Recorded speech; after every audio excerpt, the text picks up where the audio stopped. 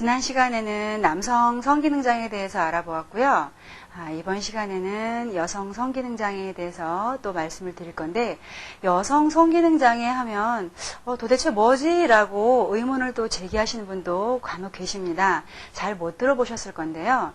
사실은 많이 회자되지 않아서 그렇지 여성의 성기능장애도 요즘에 굉장히 많습니다. 그래서 일단 종류를 한번 말씀드리면, 성교를 할 때 심한 통증을 수반하는 성교통, 그리고 성관계를 해도 오르가즘을 느끼지 못하는 불감증, 그리고 성관계 자체를 거부하는 성교 거부증 등으로 한 3종류로 이제 크게 나눠볼 수가 있습니다. 이 남성의 성기능이나 이런 성관계나 이런 측면은 사실은 약간 기전이 단순해서요. 여성들은 약간 음적이고 또 드러내지 않는 그런 특성이 있기 때문에 오히려 남성 성기능 장애보다 굉장히 복잡하고 또 까다로울 수가 있습니다. 그 접근 방식에 있어서 한방적으로 또 많은 도움을 받으실 수가 있는데, 이런 경우에는 이제 양방으로 가셔서 어떤 호르몬 치료나 기타 이런 거 외에는 특별한 대안이 없는 실정이시고요. 한방에서는 또 나름대로 치료 변증을 해서 치료를 받으시게 되면 무척 좋은 효과가 있습니다. 오늘은 이 여성 성기능장애에 대해서 한번 자세히 알아보도록 하겠습니다. 여성은 굉장히 감성적이고 또 감정적입니다. 그래서 어떤 또 우리가 성관계나 이런 데 있어서는 굉장히 정신적인 부분이 많이 차지를 하게 되는데요. 이런 거에 특히 연관을 받는 것이 우리가 그 성교 거부증에 해당할 수 있는데요. 성관계를 일단 터부시하고 하지 않으려고 하는 경우는 대부분의 경우 정신적인 충격에 기인한다고 볼 수가 있습니다. 특히 이제 젊은 사람들이 거부를 하는 경우에는 어렸을 적에 심하게 놀랬던 충격이나 어떤 특별한 사연이 있어서 이런 정신적으로 문제가 크게 다가온 경우에 거부를 하게 되는데, 본인도 자기가 왜 그게 싫은지를 특별히 모르는 경우가 많은데, 또 대화를 하다 보고 또 하면은 이런 원인을 밝혀낼 수가 있습니다. 그래서 우리가 젊은 사람들의 경우에는 우리가 어렸을 적에 또 아니면 청소년 시절에 유년 시절에 그 기억을 더듬어서 원인이 되는 사건이나 이런 기억을 한번 더듬어 보는 게 또 필요하시고요. 그 다음에는 그동안에 나한테 그 충격이 다가오면서 손상받은 그 장기 손상이 있는데, 그 장기 손상에 대한 부분을 우리가 한방적으로 도움을 받게 되면, 특히 한약 치료나 또 침이나 뜸 이런 종류의 그 보조적인 수단을 이용하게 되면 이런 충격이 훨씬 완화되면서 자연스럽게 또 거부 증세가 사라질 수가 있고요. 더 중요한 거는 어렸을 적에 그래서 지금 젊었을 때의 그런 거부증이다 이런 것보다 지금 더 문제가 되는 경우는 출산 이후에 갑자기 부부관계를 거부하거나 이런 경우가 종종 있습니다. 이런 경우는 정신과에 가셔서 그냥 상담을 받거나 이런 수준에서 끝나는 경우가 많은데요. 출산 이후에 이 산모들은 굉장히 몸과 마음이 지칩니다. 그 시기에 어떤 충격 내지는 스트레스 이런 것이 크게 다가왔을 때는 또한 이것이 또 거부증으로 이어지게 되거든요.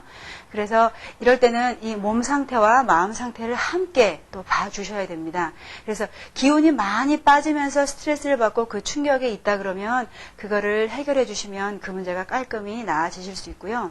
어떤 상대방 그 배우자가 무조건 잘해준다 이런 개념으로 접근하시면 이 병은 해결이 안 됩니다. 반드시 치료를 하셔야 되는 부분인데요. 원인 치료가 적당히 이루어지게 되면 보통 일반적으로 한 3개월 정도 선에서 이게 거의 해결이 되실 수가 있습니다. 예를 들면 우리가 이 논바닥을 예로 들 수가 있습니다. 논이 말라서 쫙쫙 갈라진 경우는 왜 갈라질까요? 첫 번째 경우에는 논 자체가 굉장히 물이 없어서 그런 경우가 하나 존재하고요. 두 번째 경우에는 논의 물은 적당한데 태양이 너무 뜨거워서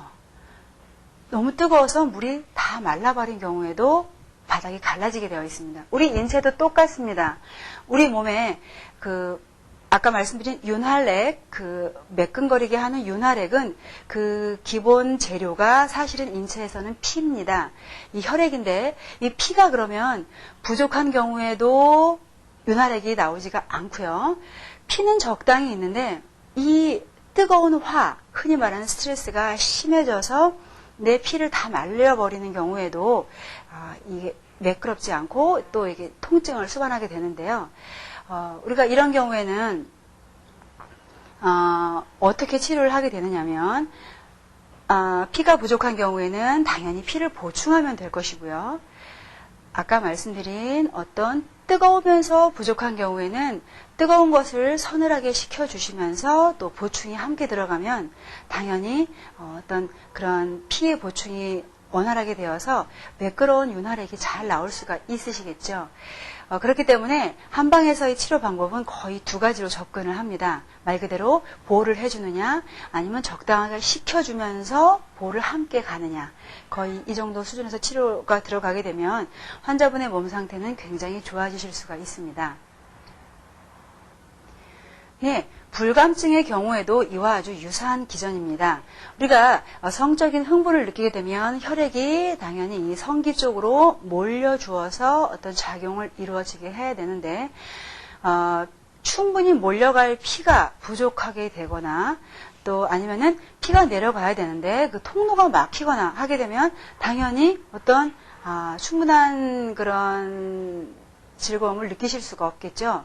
그래서 우리가 못 내려갈 때는 내려가게 해주고 막혔을 때는 뚫어주게 되고 또 이 두 가지 외에도 우리가 어떤 성적인 흥분을 가장 느낄 수 있는 것은 골반 밑에 있는 그 골반저 근육에서 느끼실 수가 있는데 연령이 점점 이렇게 뒤로 갈수록 당연히 골반저의 근육이 약해집니다. 몸에 큰 이상이 없어도 사람이 노화가 되기 때문에 당연히 그게 약화가 되는데 이 골반 근육의 약화가 굉장히 빨리 진행되시는 분이 있습니다. 그런 경우는 우리가 이 내장 기능의 손상이라든지 아니면 급격한 과로를 한다든지 이렇게 되면 골반저 근육이 약화되는 것이 굉장히 빠르게 됩니다. 그래서 그런 경우에는 이 골반저 근육을 기능 향상을 같이 좀 시켜주셔야 되고 그런 경우는 우리가 뭐 어떤 칩이나 땜이나 약도 있겠지만 환자분이 어떤 줄넘기라든지 아니면 경사가 있는 등산을 하신다든지 하게 되면 골반저 근육이 강화가 됩니다. 그래서 그런 근육 강화와 더불어 또 몸에 문제가 있다 그러면 그거를 치료하는 그런 것이 같이 병합이 되면 불감증은 충분히 극복이 될 수가 있습니다. 또 심한 당뇨나 혈액순환 장애가 있으신 분들은 그것이 함께 약간 좋아지셔야 어떤 흐름 자체가 좋아지시기 때문에 그런 질병을 가지신 분이라 그런다면 그 질병의 치료도 함께 또 이루어져야 훌륭한 치료 효과를 보실 수가 있습니다. 오늘은 여성 성기능장애에 대해서 한번 알아보았는데요.